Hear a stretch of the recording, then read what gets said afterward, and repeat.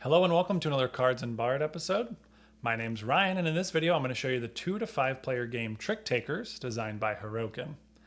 Now, TRICKTAKERs was originally designed and published back in 2021 by Hermit, and that version was actually the Japanese only version. Now, the one I'm going to be showing today is going to be the new English version that is being published by Portland Game Collective. And this is going to be sort of a Kickstarter preview video. So all of the components and everything you're going to see are extremely prototype, which I really want to point that out. Some of the things are even like just made by hand. So all of these things will show English on them, but just know these are prototype components that will be showing off the new Portland Game Collective edition. To see the final components, be sure to check out the Kickstarter page, or if you're watching this a little bit later, check out their website or the Board Game Geek page as well. So yeah, let's go to the table and I'll show you how to play.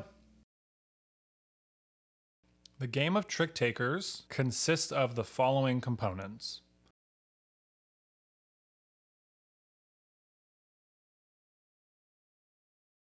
Now, taking a closer look at the character cards, you'll see in the top left corner, there's the name for the character itself.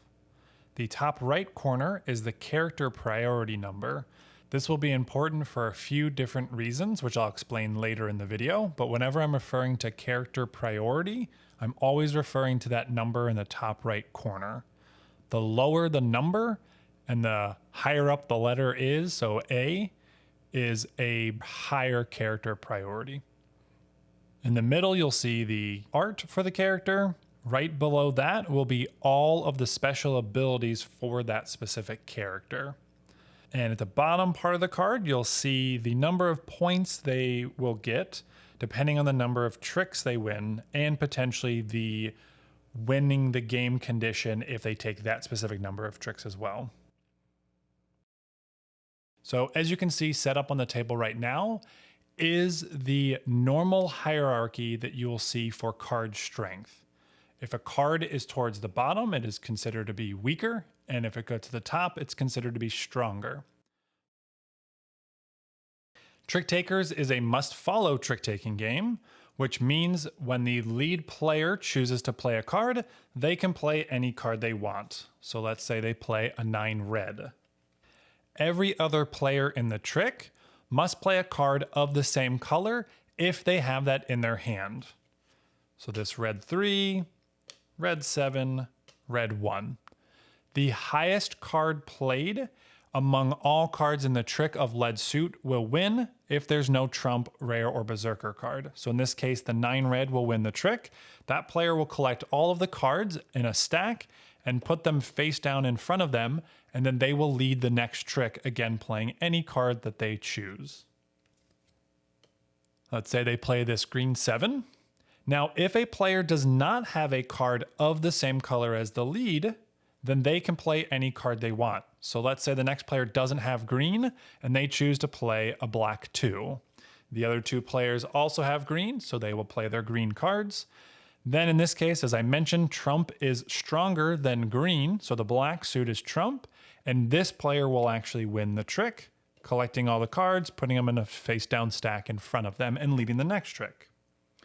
Now, the white flag and rare card, as well as the Berserker card, are known as colorless cards. This means they do not have a red, blue, green, or black color to them, and they can be played at any time, regardless of what the lead suit was, or even if they have a color of the lead suit as well. In TRICKTAKERs, a round will consist of 5 tricks, and the round would end. 2 other things I wanted to mention is whenever there are multiple cards that have the highest strength in the trick, the first one played will always win. The other thing to mention is if a player leads with a colorless card, then the next player to play a non-colorless card will actually determine what the lead suit is.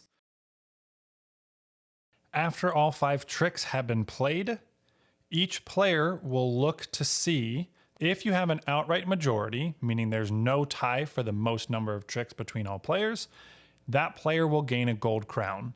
So in this situation I have here, the king has 3 tricks, the gambler has 2, resistance and hermit have 0. So the king player has the outright majority with 3 tricks, and they will gain the first round's gold crown. Then, between all the other players, you look to see did any player take 0 tricks. If they did, they are eligible for a black crown. You'll notice there are only 2 black crowns that can be awarded each round. In this case, the Resistance and the Hermit both got 0, so they would take a black crown each. Now let's just say there are 3 characters that are eligible for a black crown. The Gambler took 0, the Hermit took 0, and the Resistance took 1 with their Revolt trick. Whenever there are more players eligible for a black crown than can be awarded, you need to look at that character priority order. The higher the character priority will take the black crown first. So the Gambler is 2A, they would gain a black crown. The Resistance is 3A, so they would take the black crown, and the Hermit would not get a black crown since they are 4A. To set up for a game of Trick Takers, you will complete these steps in the following order. Give each player 30 point tokens, and placing the rest nearby as the common supply. Next, place the round card near the middle of the table, and add the 3 gold crowns and 6 black crowns on the appropriate spaces on the round card. Place the 5 basic characters, the king through the berserker, in the middle of the table. It is recommended for your first game to not include the adventurer, collector, or ruler, so their 3 character cards along with any components related to those characters should be returned back to the box. Next, shuffle all 40 playing cards and place them near the character cards, creating the draw deck. Make sure you leave room near the deck for the discard pile. Note that cards will be drawn throughout the round or during setup. If the draw deck is ever empty, take all cards in the discard pile, shuffle them, and then put them back as the new draw pile.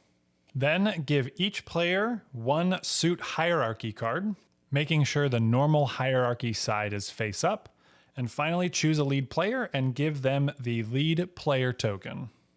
The last person to win a game of Trick Takers will be the lead player, otherwise you can choose randomly. At the start of the round, deal 5 cards to each player. Next, starting from the lead player and going clockwise, each player is going to select 1 character that is face up in the middle of the table and put it in front of themselves.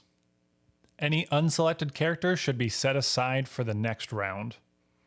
Next, each player will want to set up their character with any setup conditions that are listed on their character card. Now, I'll explain these in more detail when I get to each character individually, but just note that all players can do setups simultaneously to make things go a little bit quicker. However, you are supposed to do them in character priority order. So if a player does ask to do that, then the table must do it in character priority order. But if everyone at the table can agree to do it simultaneously, then that is okay as well.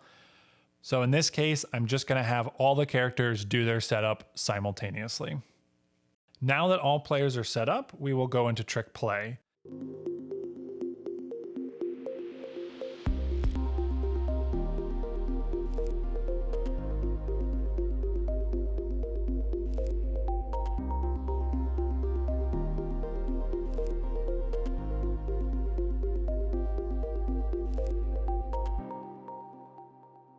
Fast forwarding to the end of the round, the Berserker took 4 tricks, the Hermit 0, the King 1, and the Resistance 0. So the first thing we do to check is the majority of tricks for the gold crown, which goes to the Berserker.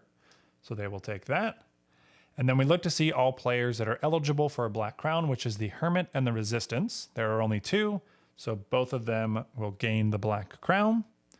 And then now all players will collect points based on the number of tricks they took on their character card. So the Berserker is going to gain 80 points. The Hermit will gain 50. The King will gain 20. And the Resistance won't gain any points, so since they actually only scored during the Revolt trick if they win with it, which they did not. Now you will check for crown victory. You look to see, does any player have 2 gold crowns? In this case, no. You check for 3 black crowns. In this case, also no. And no character win condition was also triggered during the round. So none of those have triggered. It's not the end of the 3rd round, so now we go to the 2nd round. To set up for the next round, collect all of the playing cards, shuffle them and put them in a 40 card draw deck again in the middle of the table.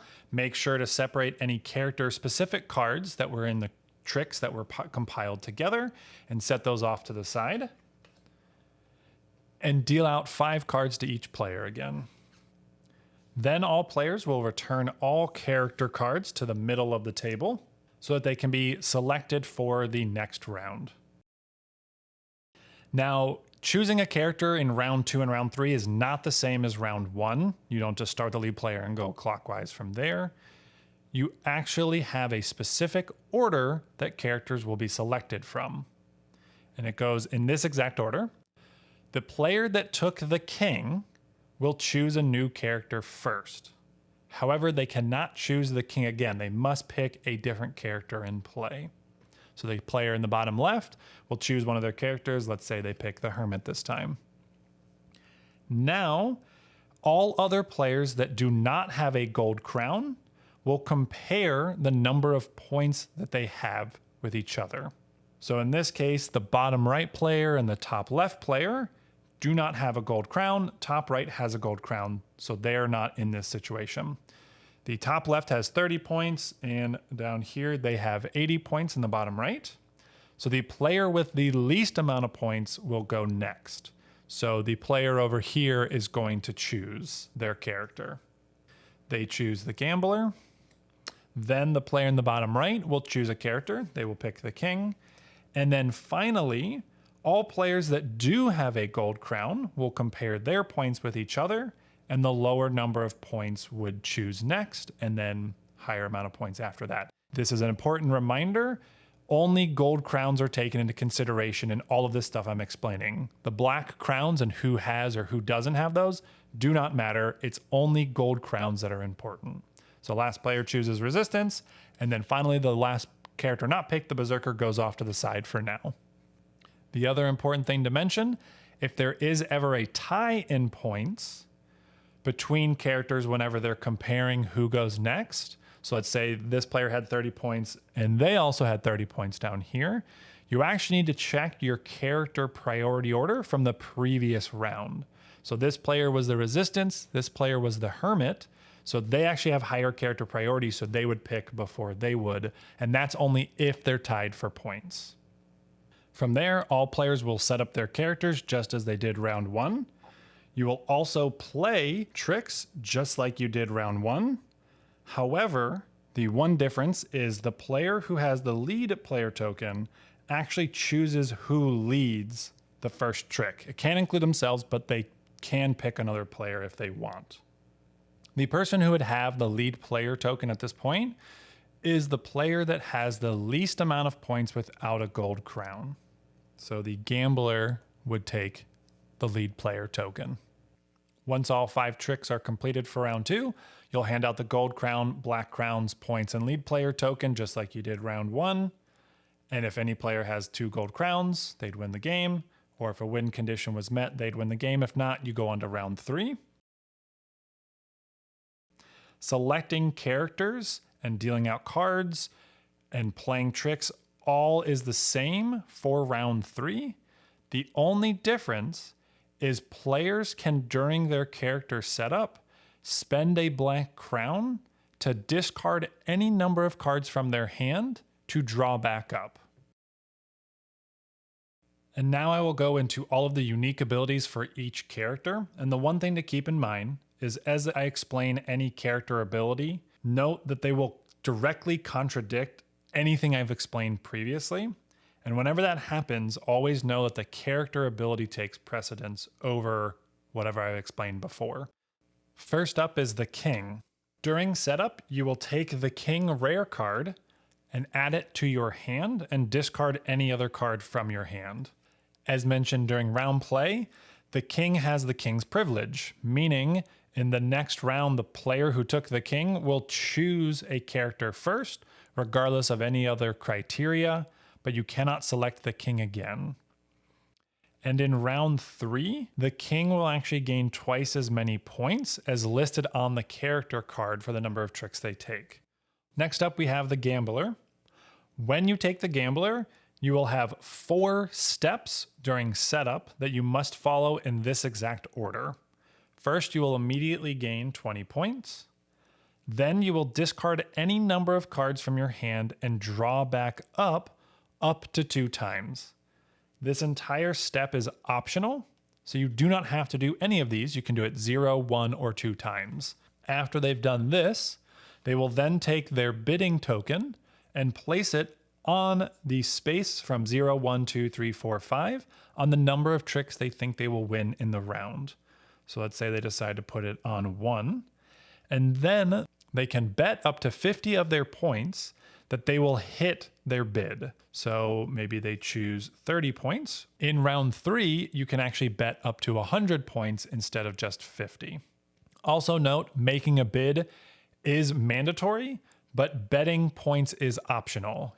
At the end of the round, once you've determined the number of tricks the gambler has taken, you will look to see if they hit their bid. So going back to this example where they bet 30 points and bid 1 trick, if they took exactly 1 trick, then they would take the number of points on their card based on the bid they hit. So zooming in on the gambler just a little bit here, you can see a bid of 1 gets 60 points. So they will take 60 points from the supply and add those to their personal supply. And then you will look to see if they bet any. You made a bet of 30 points, so you will essentially double your bet. You gain the 30 points back, and you gain 30 points from the common supply. Now, the gambler is an all or nothing character. If you fail to hit your bid, you will just lose all of your points. So taking this exact example, the gambler bid 2, but only took 1 trick. And let's say they bet 40 points.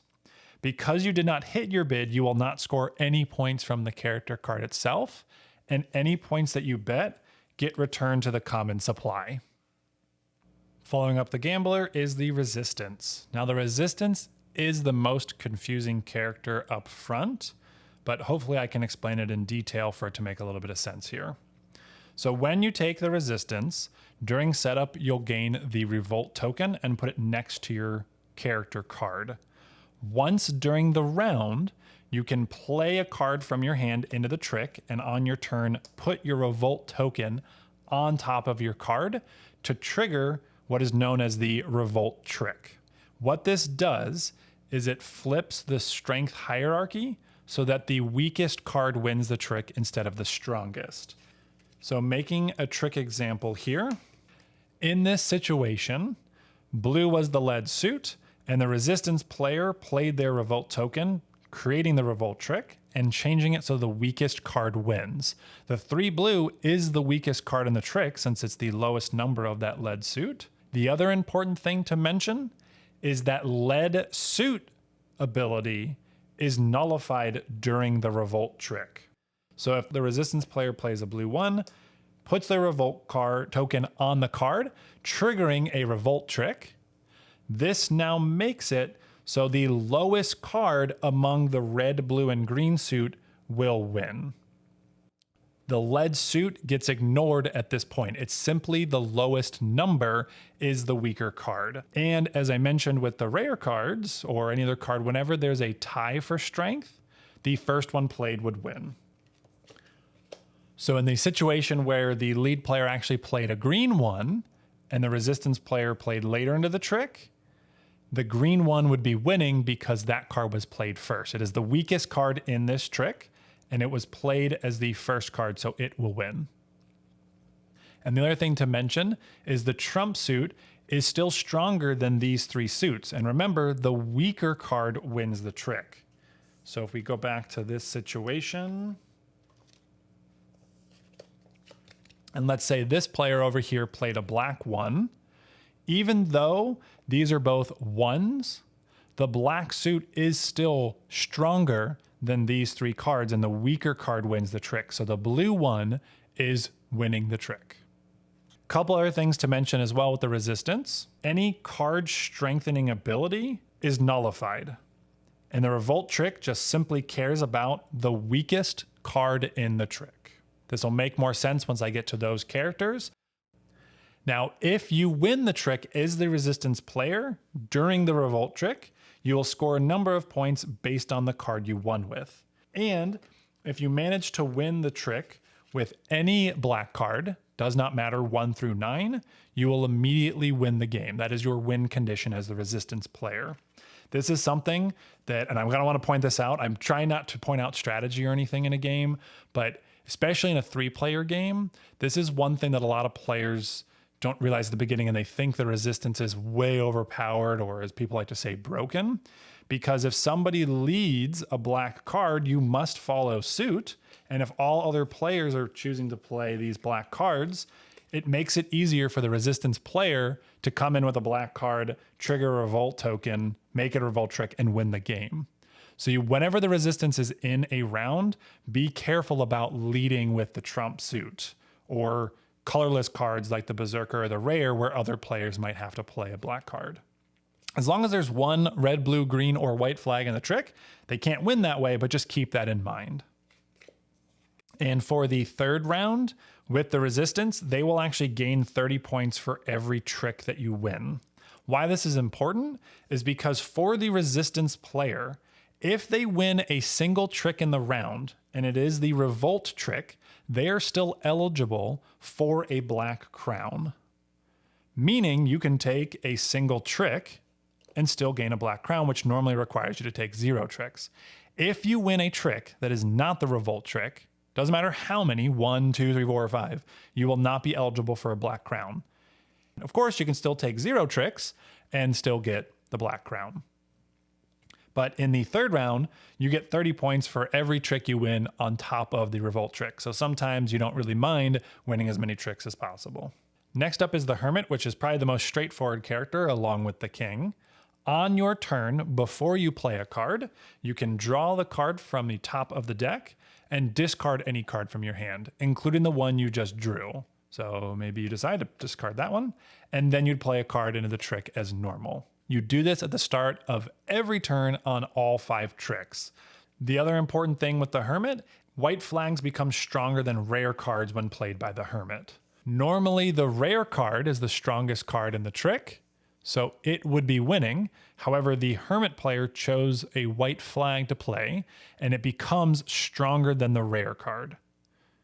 So the Hermit will win the trick, and every time they do this, the Hermit player will immediately gain 30 points from the common supply to their own personal supply.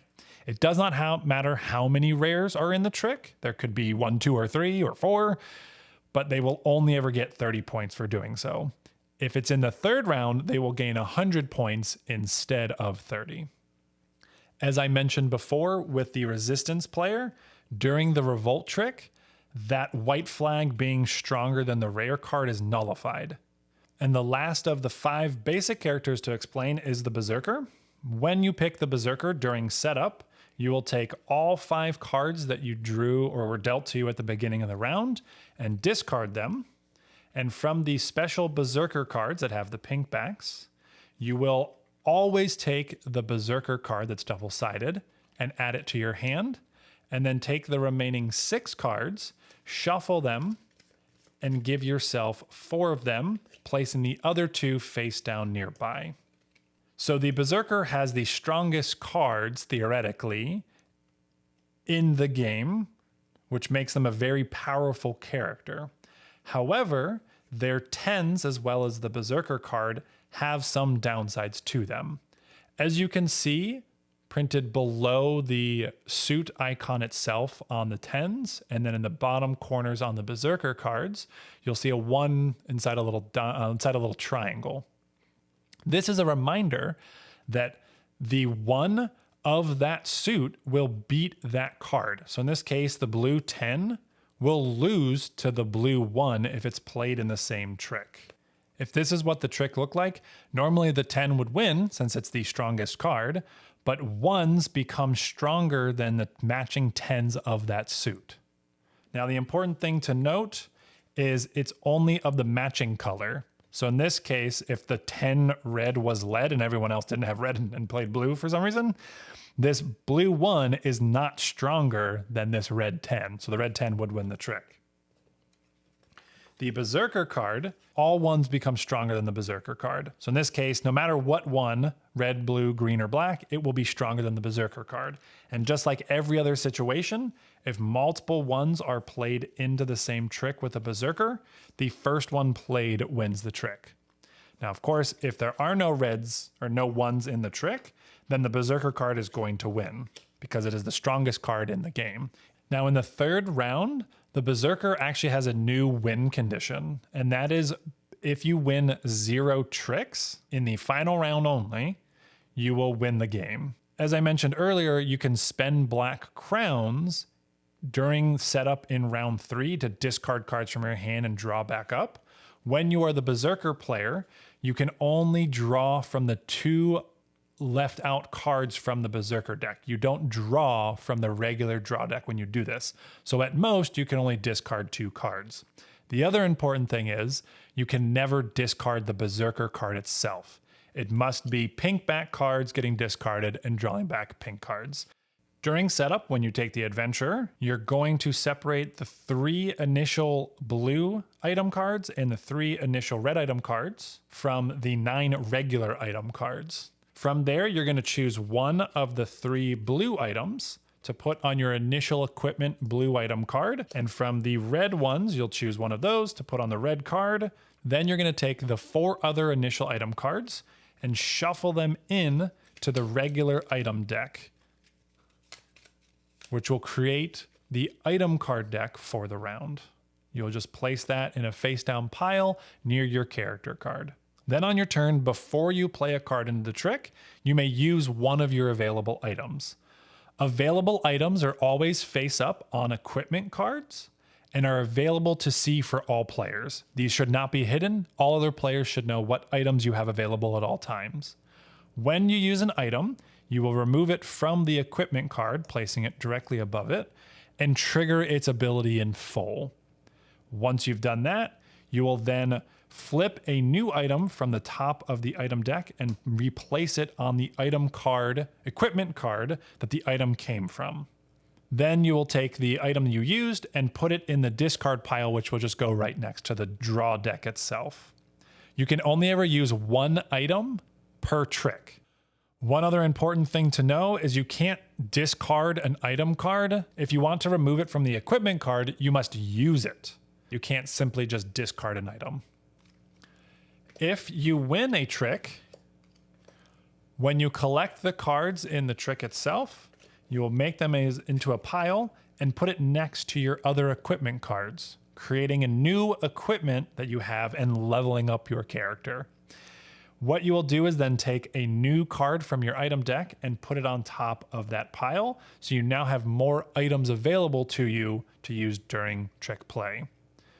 Now, one thing to note, at the very bottom of the item cards, they all say unused with a positive or negative amount of points. And the adventurer will add up the number of points they got for the number of tricks along with all of those items. Second to last character is the collector. When you grab the collector, you will take the reserve token and put it next to your card during setup.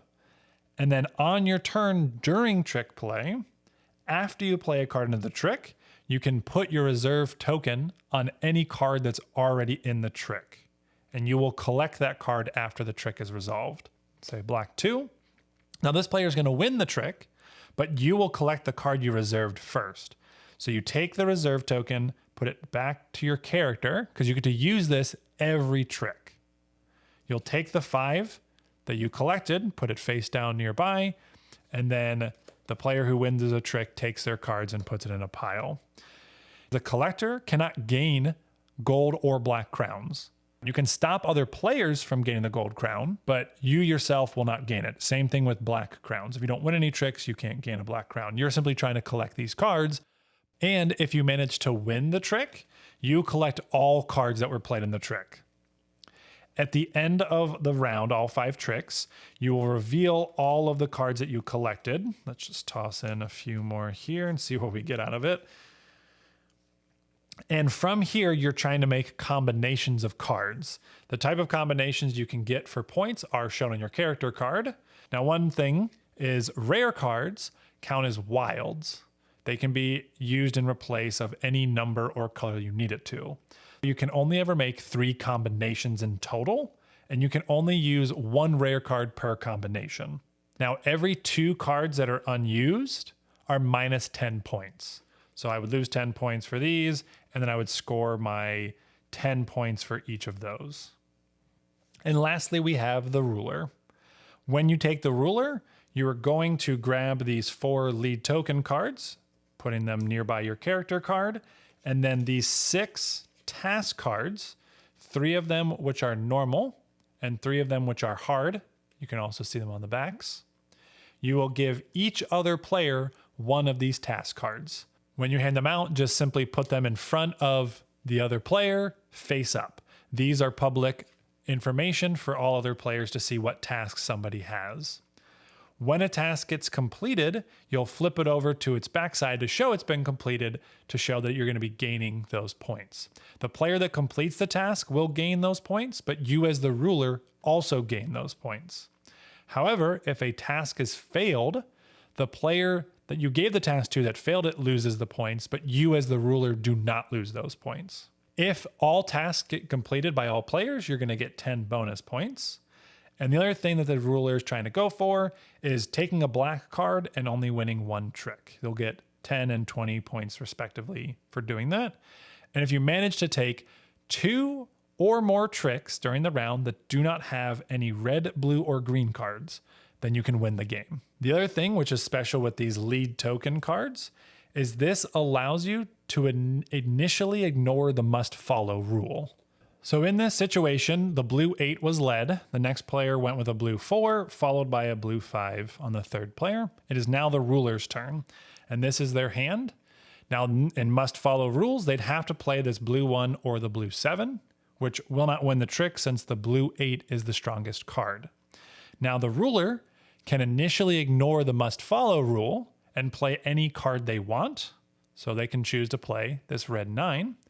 And when you do that, you then need to take the matching token of whatever the lead suit is and put it on the card you just played, turning that card into the lead suit, aka you've now followed lead suit. And then once you win the trick, you'll take the 4 cards from the trick, put it into a pile, and put the lead token next to your character again.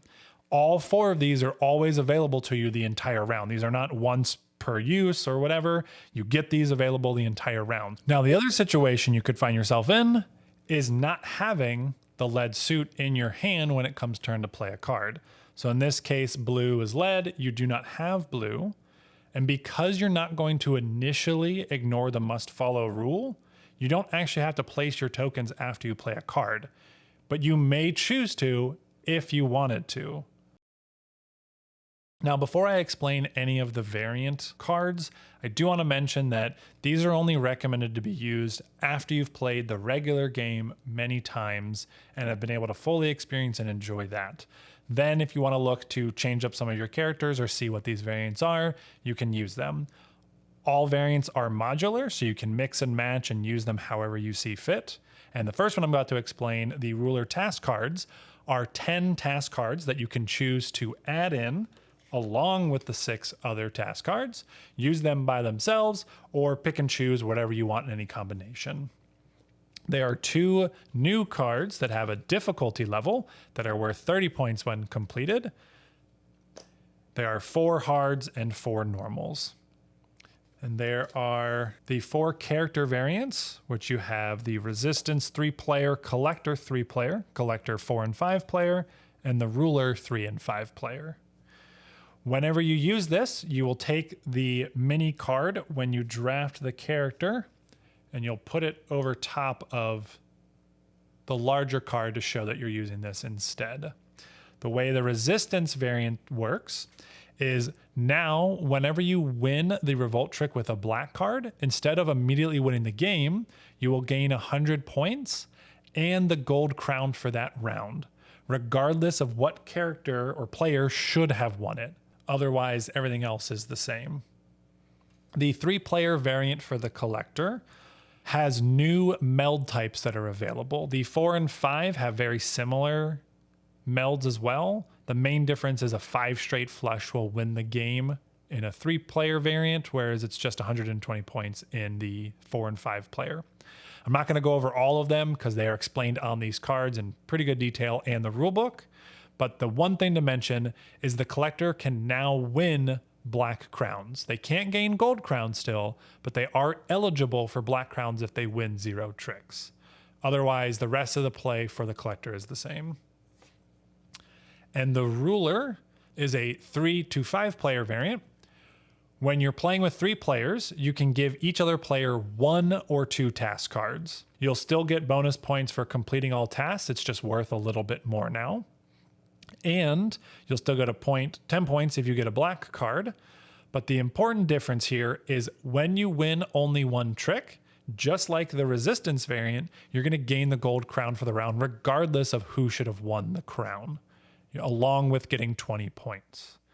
Now, if you're playing with both of these variants, the resistance variant and the ruler, and both characters are in play and they both trigger those, it goes back to character priority and the resistance player would gain the gold crown first. Now, the ruler, the new variant, also has only winning 1 trick with no red, blue, or green cards. The original is 2 tricks or more. This is only 1 trick. So the new ruler variant essentially makes the ruler focus on trying to win 1 trick and 1 trick only. Otherwise, that's everything you need to know to play Trick Takers. If you have any questions or comments, please leave them below and I'll get to them as soon as I can. Thanks so much for watching.